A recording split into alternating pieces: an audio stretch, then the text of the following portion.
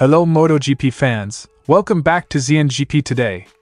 The introduction of sprint races in MotoGP has sparked mixed reactions among riders and fans alike. While reigning runner-up Pecco Bagnaia was one of the biggest victims of the format in 2024, the Ducati rider doesn't believe sprints should be eliminated. Instead, he suggests tweaks that could make the format more balanced. After a successful 4-year collaboration, Yamaha has announced the end of its partnership with Valentino Rossi's VR46 Racing Apparel. The decision comes as Rossi's team remains committed to Ducati, further signaling the growing distance between the Italian MotoGP legend and the Japanese manufacturer. Liberty Media's acquisition of MotoGP has hit a roadblock as the European Union's antitrust chief, Teresa Ribera, raises concerns over the implications of the €3.8 billion deal. With Formula One and MotoGP potentially coming under one umbrella, the EU is launching a deeper investigation. Don't forget to click subscribe button and the bell icon for MotoGP news update.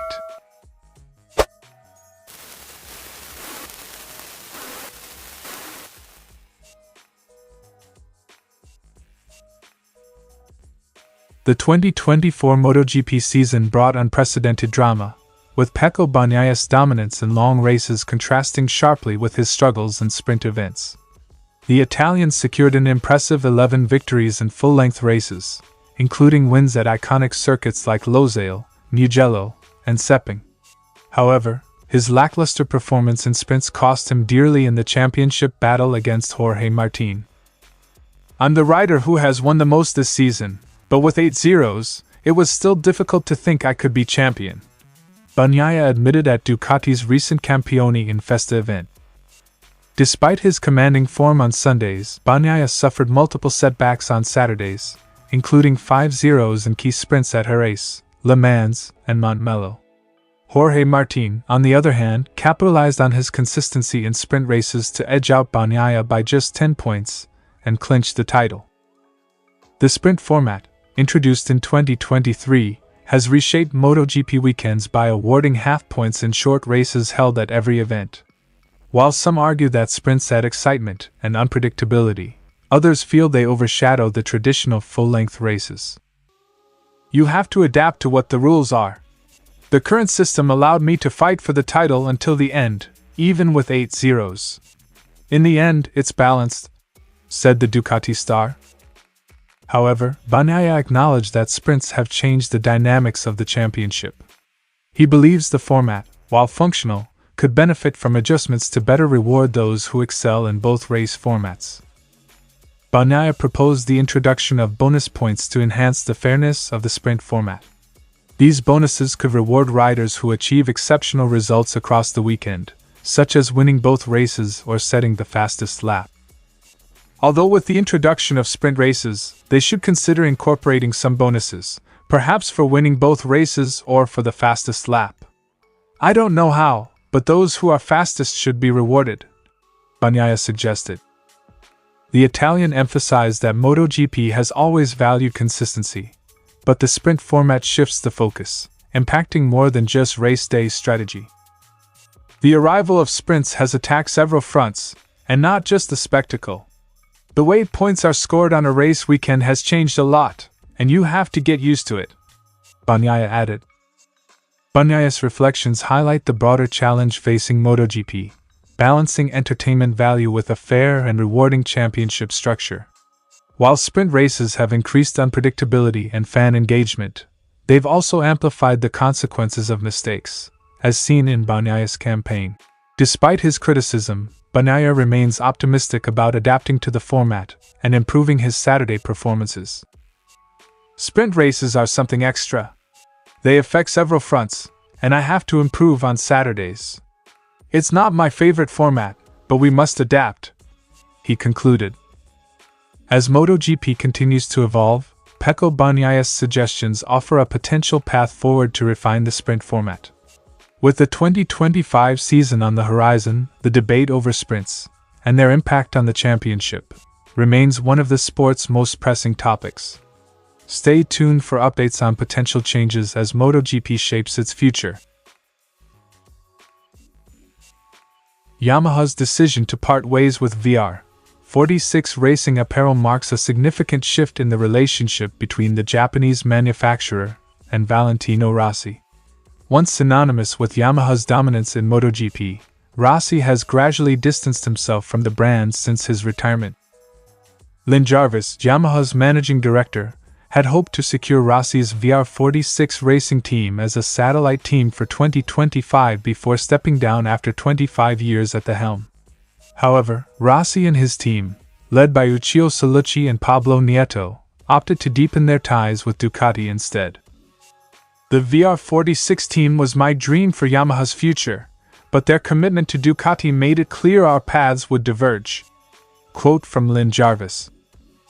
As Yamaha moves forward, they've announced a new partnership with Macron as their official clothing supplier starting in 2025. The Italian sportswear brand will provide track and travel uniforms for the MotoGP team and corporate staff.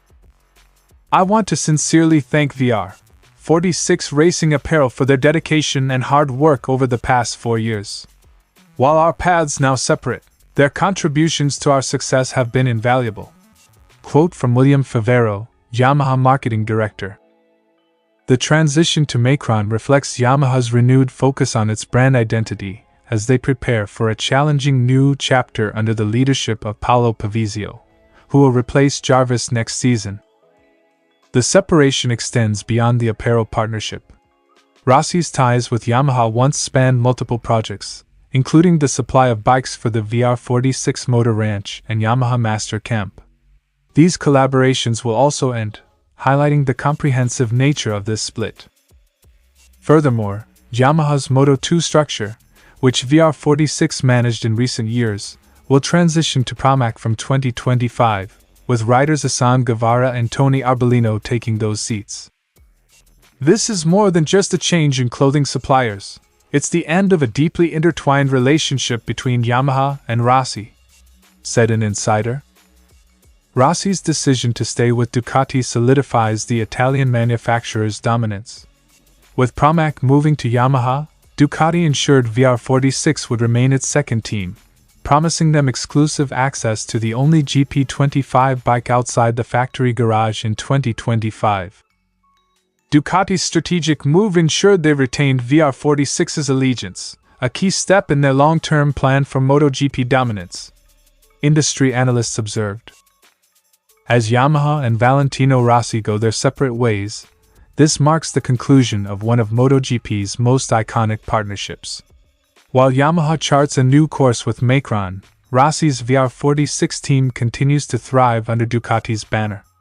The MotoGP grid in 2025 is shaping up to reflect these seismic shifts in the sport's dynamics. Stay tuned for more updates. Liberty Media, the American media giant that owns Formula One, announced earlier this year its intention to purchase an 86% stake in Dorna Sports, the company that manages MotoGP. The €4.2 billion transaction, excluding Dorna's remaining 14% stake, includes €3.5 billion in capital value. Liberty has already sold an $825 million stake in Formula One to help fund the acquisition. We are very confident that regulators will approve this transaction because we see Formula One and MotoGP as part of a broad sports and entertainment market, not as direct competitors.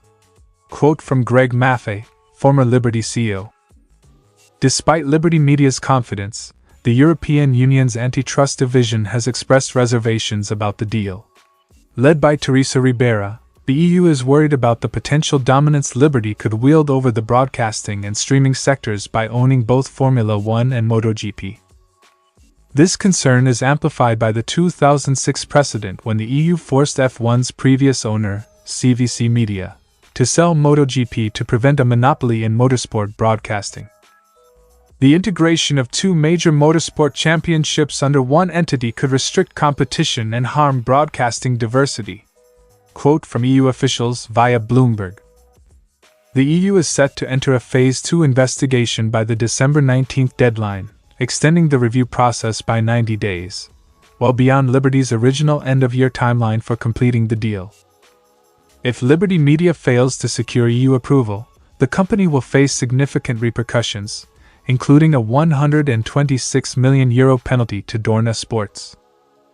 However, should the deal succeed, it could revolutionize motorsport marketing, broadcasting, and fan engagement by uniting Formula One and MotoGP under one management structure. We are not going to treat these championships as a single package in the market, ensuring competition and individual growth for both. Quote from Greg Maffei. Experts predict that a unified Formula One MotoGP ownership could lead to changes in how fans consume motorsport, with potential bundled streaming services or crossover promotional campaigns. However, critics warn that such consolidation could marginalize smaller broadcasters and limit consumer options. With Liberty Media's track record of expanding F1's global appeal, the company is eager to replicate its success with MotoGP, but the EU's decision will determine whether this ambitious plan sees the light of day. As the EU's investigation into Liberty Media's MotoGP acquisition gains momentum, the motorsport world waits to see if this historic merger will pass regulatory scrutiny. With a €126 million penalty looming, Liberty's high-stakes gamble could shape the future of global motorsport. Stay tuned for updates. Thanks for watching ZNGP Today, and this is your MotoGP news update. See you in the next video.